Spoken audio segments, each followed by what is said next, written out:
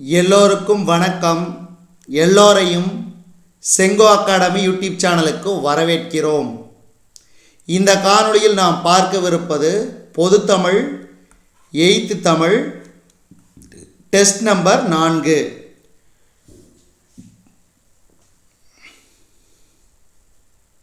முதல் கேள்வி, பொருள் கூறுக. தெளிவுனா நட்காட்சி, ஆப்ஷன் ஏ. நட்காட்சி.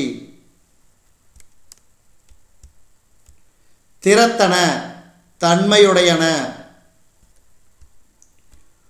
கூற்றவா, பிரிவுகளாக.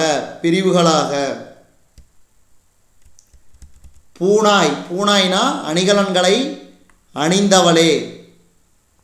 அடுத்து, தீர்வனவும் தீரா திறத்தனவும் என்ற பாடலடி இடம்பெறும் நூல் நீலகேசி.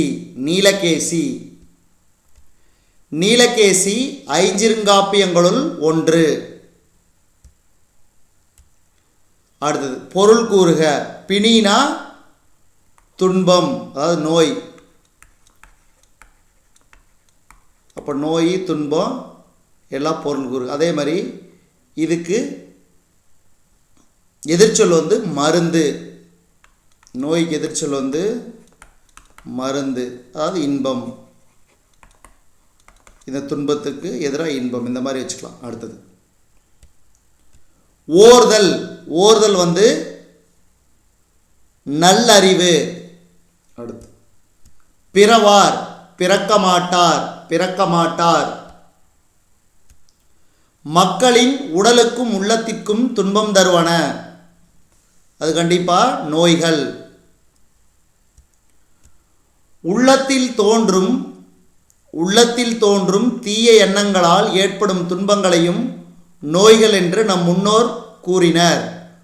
உள்ளத்தில் தோன்றும் தீய எண்ணங்களால் ஏற்படும் துன்பங்களையும் நோய்கள் என்று நம் முன்னோர் கூறினர். உள்ள நோயை நீக்குபவை அறக்கருத்துகள். காந்தியடிகள் வையம் போற்ற வாழ்ந்தார். வையம்னா உலகம். அதே மாதிரி தாரணி, புவி. நலமெல்லாம் என்னும் சொல்லை பிரித்தெழுத கிடைப்பது நலம் கூட்டல் எல்லாம்.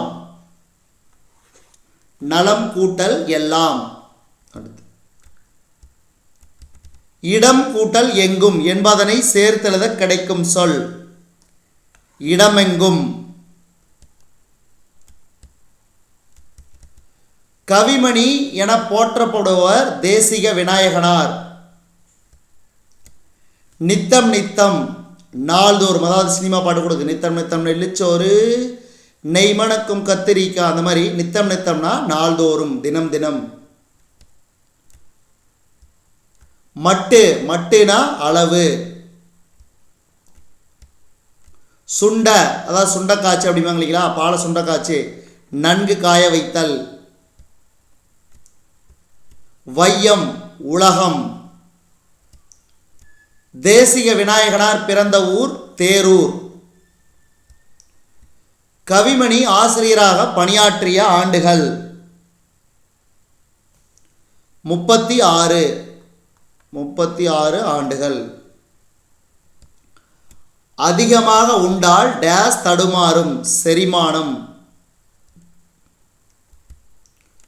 நாள்தோறும் போற்றி பாதுகாக்க வேண்டியது தூய்மை. உடலில் உறுதி உடையவராம், உலகில் இன்பம் உடையவராம். நோய் வந்த பின் தீர்க்க முயல்வதை விட வருமுன் காப்பதே அறிவுடைமை. நோய் வந்த பின் தீர்க்க முயல்வதை விட வருமுன் காப்பதே அறிவுடைமை. அடுத்து, பேணுவையேல் பாதுகாத்தல். திட்டுமுட்டுனா தடுமாற்றம். தொடக்க காலத்தில் மனிதர்கள் மருத்துவத்திற்கு தாவரங்களை பயன்படுத்தினர். தொடக்க காலத்தில் மனிதர்கள் மருத்துவத்திற்கு தாவரங்களை பயன்படுத்தினர். தமிழர் மருத்துவத்தில் மருந்து என்பது, அதாவது மருந்துங்கிறது உணவின் நீட்சியாகவே உள்ளது. உடல் எடை அதிகரிப்பதால் ஏற்படும் நோய்களுள் ஒன்று. உடல் எடை அதிகரிப்பதால் ஏற்படும் நோய்களுள் ஒன்று இரத்த கொதிப்பு. சமையலறையில் செலவிடும் நேரம் நல்வாழ்வுக்காக செலவிடும் நேரமாகும். நல்வாழ்வுக்காக செலவிடும் நேரமாகும். அருந்தும் உணவே, அருந்தும் உணவே அருமருந்தென அறிந்தவர்கள் நம் தமிழ் மக்கள். அடுத்த இந்த கேள்வி அடிக்கடி கேட்பாங்க, ஞாபகம் வச்சுக்க. ரொம்ப ரொம்ப முக்கியமான கேள்வி, வெரி வெரி இம்பார்ட்டன்ட். மருந்தென வேண்டாவாம் யாக்கைக்கு என கூறும் நூல் திருக்குறள். கூறியவர் திருவள்ளுவர்.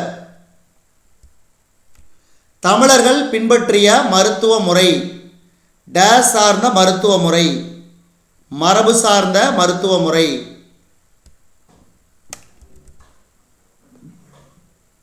முற்று பெறாமல் எஞ்சி நிற்கும் சொல் டேஸ் எனப்படும்.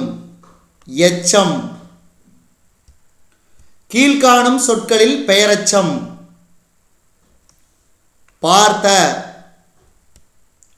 குறிப்பு வினையெச்சம் டேஸ் வெளிப்படையாக காட்டாது.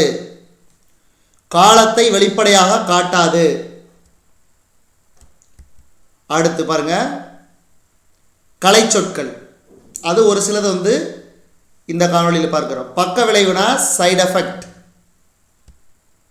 நுண்ணுயிர் முறி ஆன்டிபயாட்டிக். ஆன்டிபயாட்டிக். மரபணு ஜீன். அதாவது இப்போ வரக்கூடிய காம்படிட்டிவ் எக்ஸாமில் இந்த கலை சொற்கள் தான் கொஞ்சம் டஃப்பாக கேட்குறான். அதை முழுசாக 6th ஸ்டாண்டர்ட்லேருந்து 10th ஸ்டாண்டர்ட் வரைக்கும் அனைத்து புக்கு, அதாவது தமிழாகட்டும், அதே மாதிரி சயின்ஸு, சோசியல் சயின்ஸு, அனைத்து விதமான புத்தகத்தில் உள்ள கலை சொற்களை முழுசாக பார்த்துக்குங்க. எப்படி வேணால் கேட்பான். ஒவ்வாமை அலர்ஜி. அலர்ஜி. பொருள் முற்று பெறாமல் எஞ்சி நிற்கும் சொல். பொருள் முற்று பெறாமல் எஞ்சி நிற்கும் சொல் எச்சம். எச்சம் டேஸ் வகைப்படும். 2 வகைப்படும். பெயரை கொண்டு முடியும் எச்சம் பெயரெச்சம். பெயரெச்சம் 3 காலங்களிலும் வரும். செயலையும் காலத்தையும் வெளிப்படையாக தெரியுமாறு காட்டும் பெயரெச்சம் தெரிநிலை பெயரெச்சம். செயலையும் காலத்தையும் வெளிப்படையாக தெரியுமாறு காட்டும் பெயரெச்சம் தெரிநிலை பெயரெச்சம்.